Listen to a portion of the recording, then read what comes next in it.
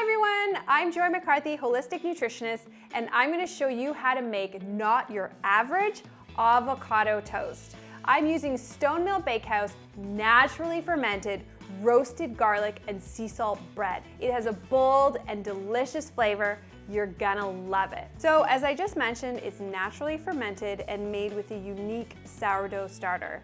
It basically allows the dough to rise naturally over time, creating a great tasting bread with no artificial flavors or preservatives. There is nothing to hide. Now I know everyone makes avocado toast. It's so easy. Mash up some avocado, put it on some toast, maybe put a little sea salt, done. But mine is not your average avocado toast because I've got this array of wonderful, colorful foods.